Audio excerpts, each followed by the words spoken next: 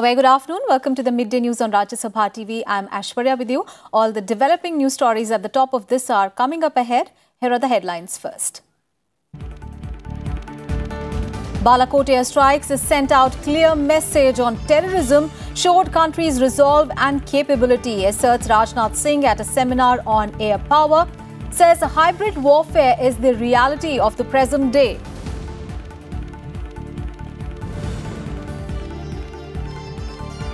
Eastern Zonal Council chaired by Home Minister Amit Shah meets in Bhubaneswar. Chief Ministers of Bihar, Jharkhand, Odisha and West Bengal take part. Interstate water dispute, power transmission, infrastructure projects among issues to be discussed.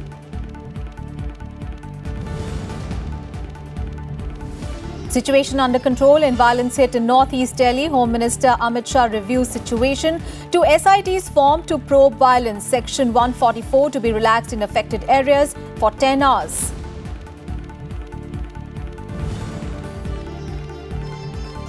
US President Donald Trump's trip demonstrates value America places on ties with India, says US Secretary of State Mike Pompeo.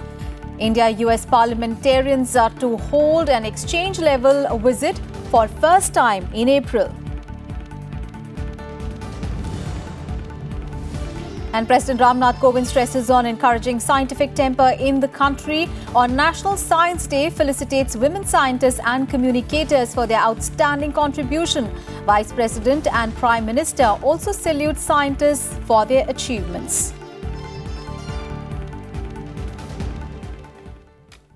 Defence Minister Rajnath Singh on Friday said that the Balakot airstrikes had sent out the clear message that infrastructure across the border could not be used as a safe havens for terrorists.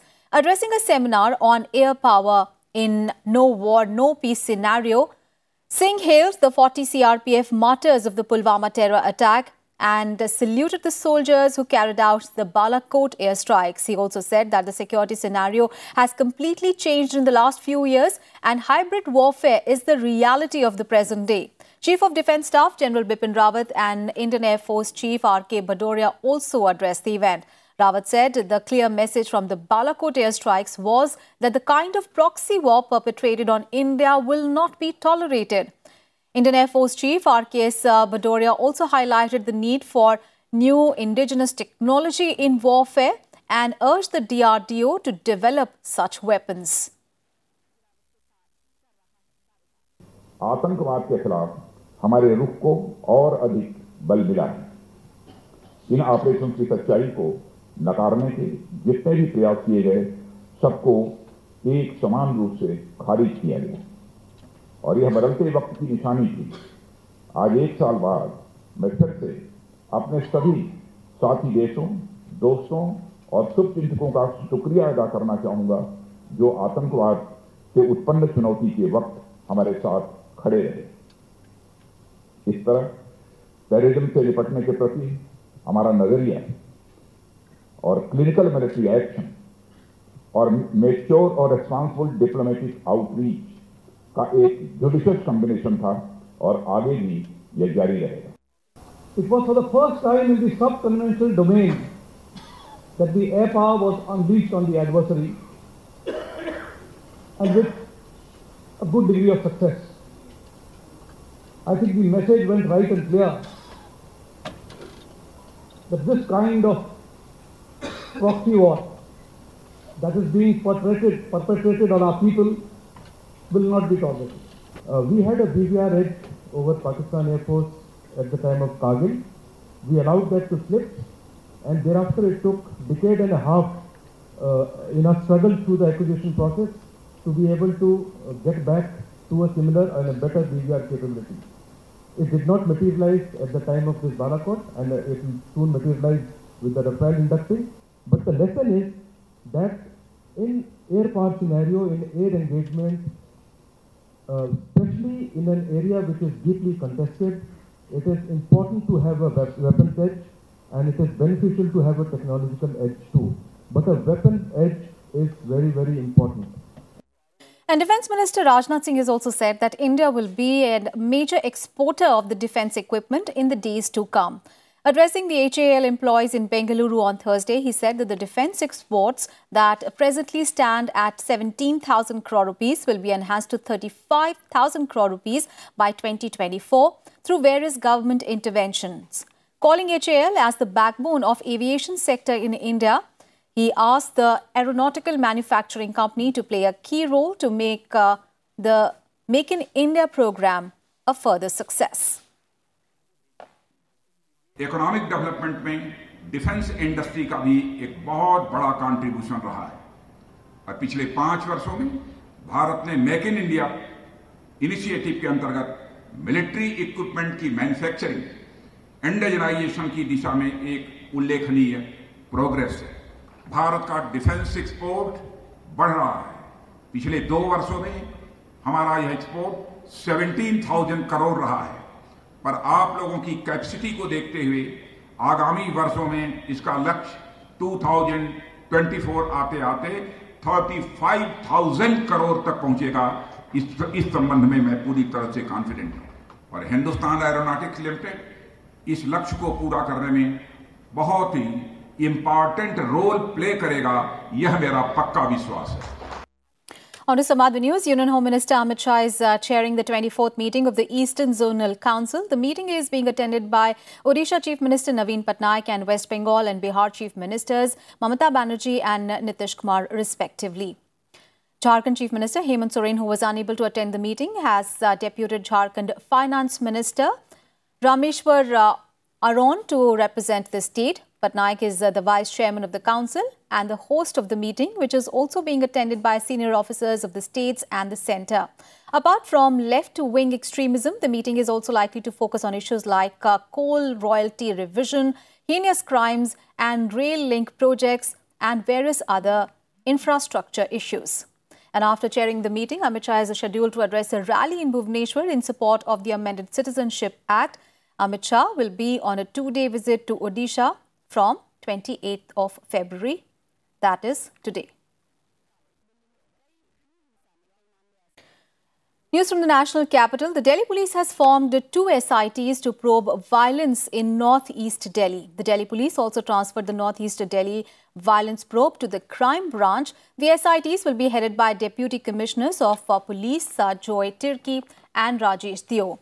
The situation in the violence-hit parts of Delhi, however, remain under control as no untoward incident was reported for the 2nd consecutive day on Thursday. The police has registered 48 FIRs and raids are being carried out in different areas as part of the probe. मैं administration का part होने के नाते मैं यहाँ पे आया, लोगों से बातचीत किया है और उनको अश्योर किया है कि उनके अगर दिमाग में अगर कोई अप्रीहेंशन वगैरह है तो उसको दूर करें और उनके तरफ से भी मुझे काफ़ी पॉजिटिव रिस्पांस आया है। वे भी इस बात को हमारे को एक अश्योरेंस दिया है कि वो अमन कमेटी के थ्रू साथ में काम करेंगे। मैंने उनकी बातें सुनी, कुछ सजेशंस हैं जो पुलिस को जो आइंदा के लिए स्थिति सामान्य हमेशा बनाए रखे, उसके लिए जो सजेशन दिए हैं उस पर हम काम करेंगे।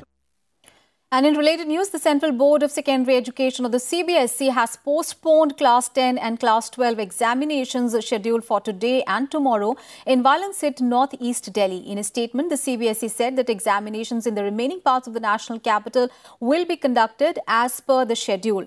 The CBSE said that the next date of examination for the affected students will be notified soon. The board also announced that it will conduct fresh examinations for students who have not been able to appear for the papers in other parts of the national capital due to violence in northeast Delhi. It has also sought details of the students who failed to appear for the examinations due to the prevailing situation in the city. The Delhi High Court on Thursday adjourned hearing on a petition seeking FIRs against the leaders of political parties for their alleged hate speeches. The case will now be taken up on 13th of April.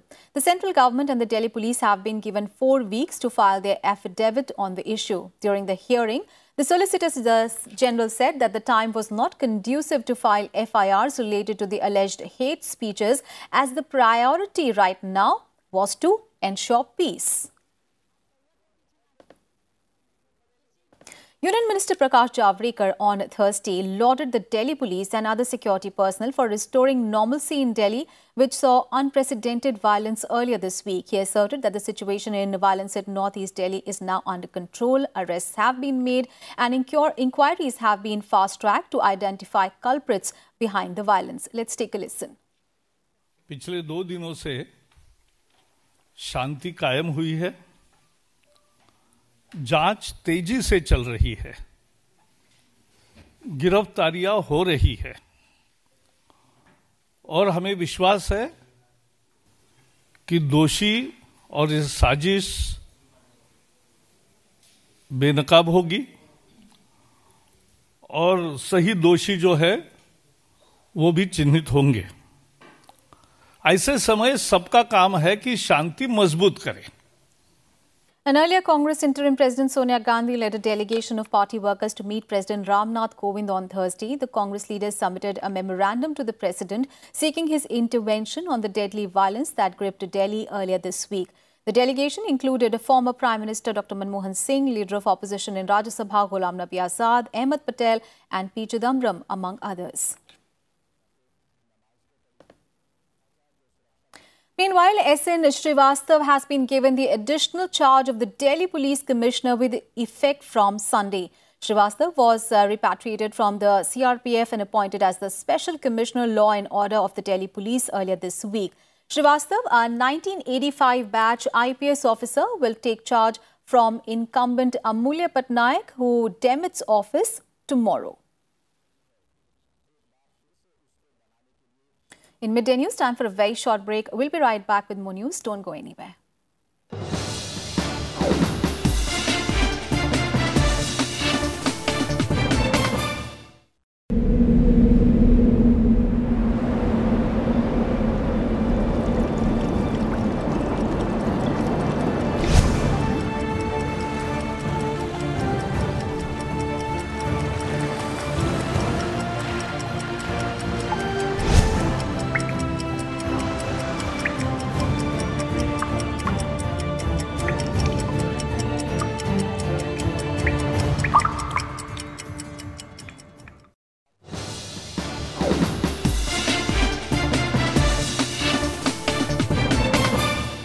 Welcome back after the break.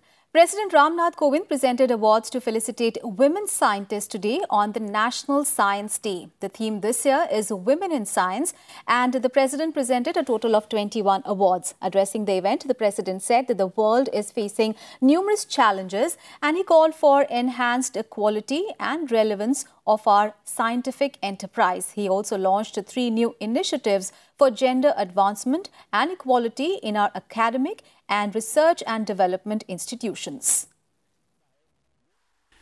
Ladies and gentlemen, on today's occasion, I am also delighted to launch 3 new initiatives for gender advancement and equality in our academic and R&D institutions.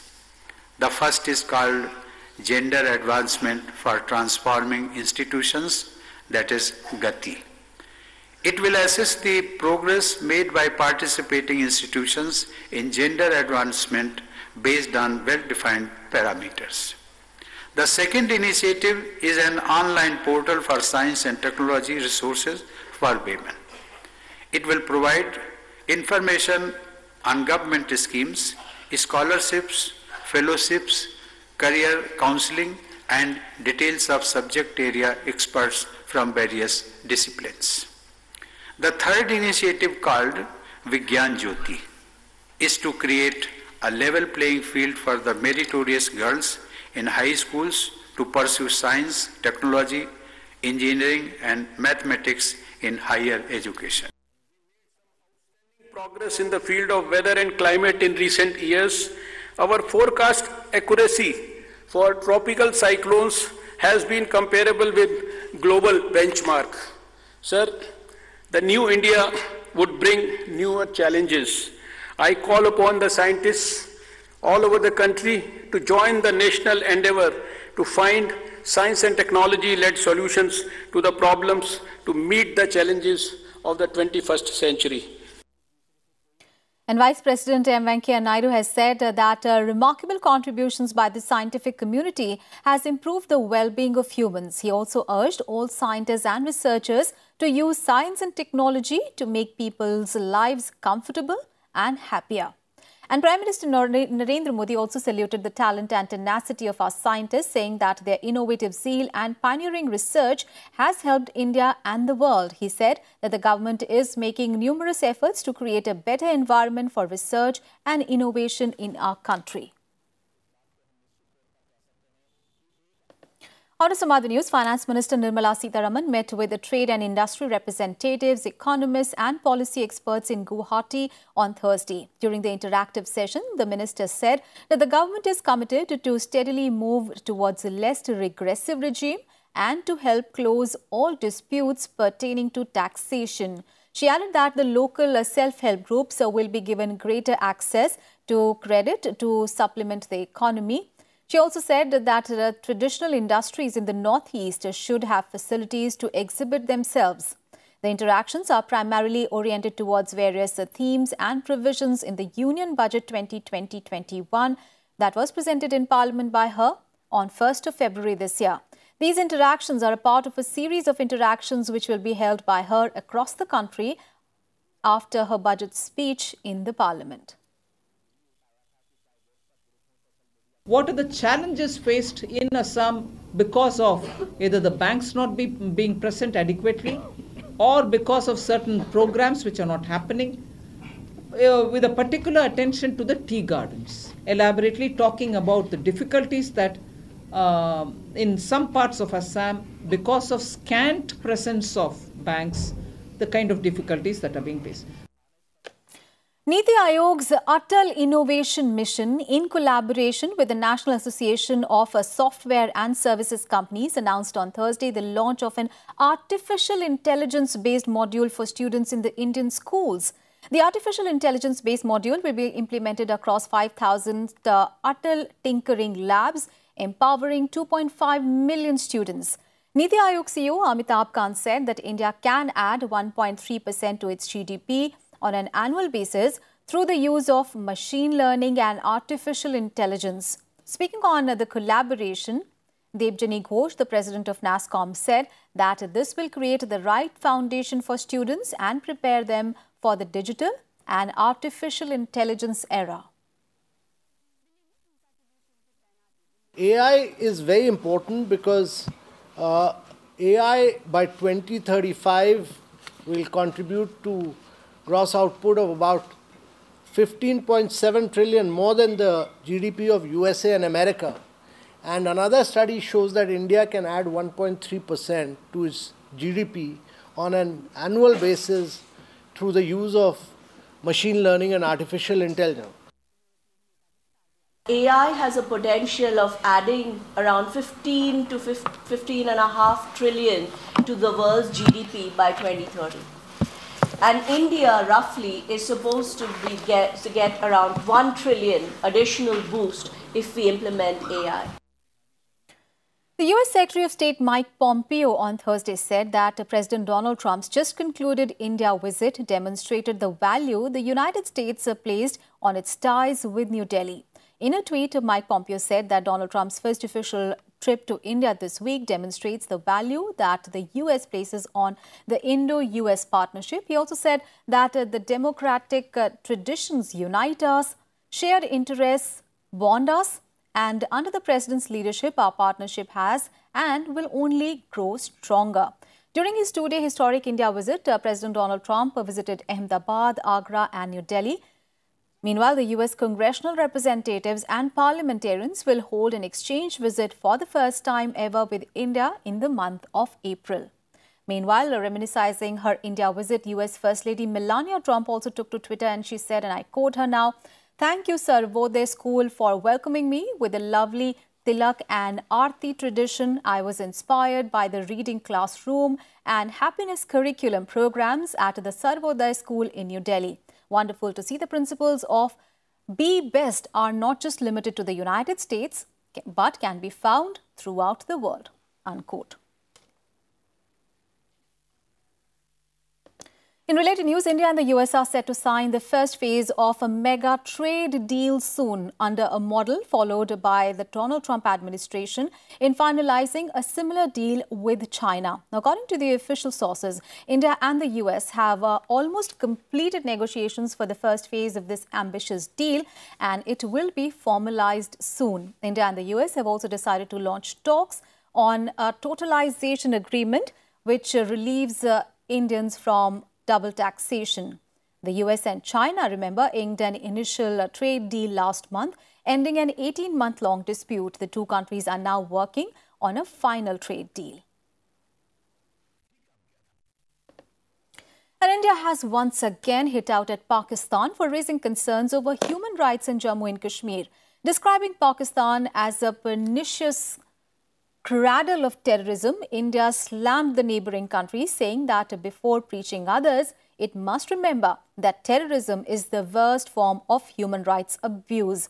Exercising the right of a reply at the 43rd session of the Human Rights Council in Geneva, India's Vimarsh Aryan said that over the past 7 months, India has undertaken a series of democratic and progressive legislative reforms in the region aimed to further protect the overall human rights of Indian citizens and to curb Pakistan's nefarious designs aimed at damaging the syncretic fabric of the Indian society.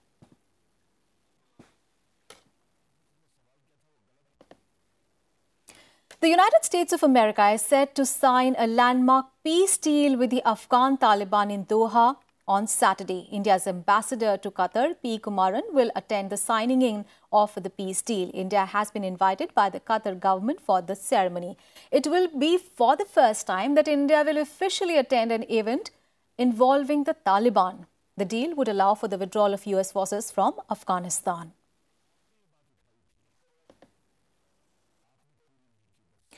And now an update on the coronavirus situation, and the novel virus has killed at least 2,800 people worldwide, the vast majority of them in mainland China. There have been more than 83,000 global cases with infections in every continent except Antarctica.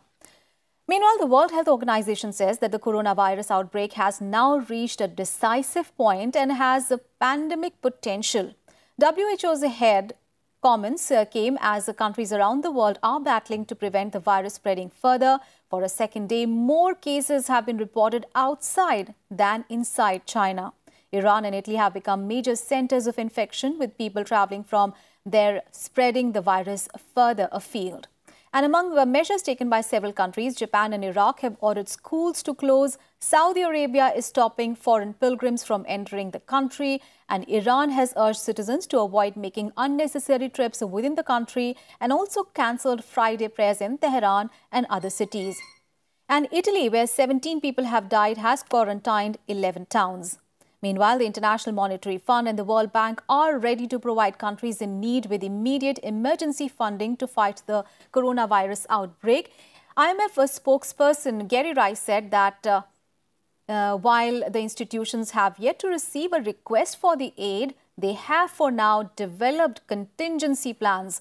The IMF has already said that the fast-spreading coronavirus will have an impact on global economic growth and is likely to downgrade its growth forecast as a result.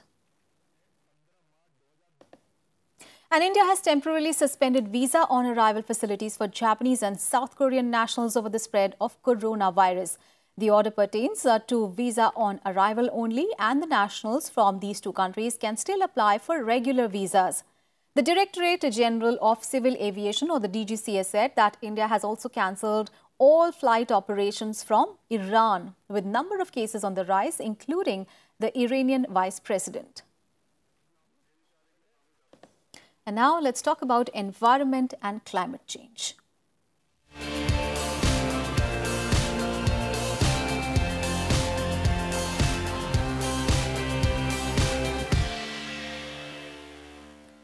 European countries need to invest to prepare their transport infrastructure for the impacts of climate change.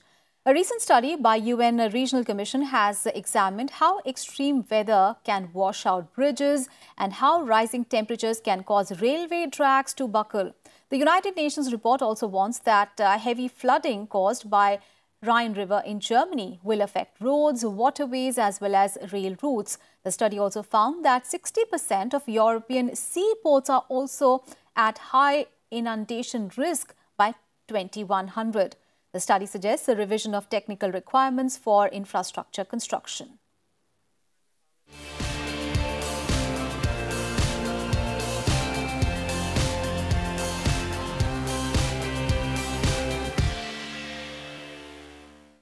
And with that, we wrap up this edition of Midday News. Thanks so much for your time.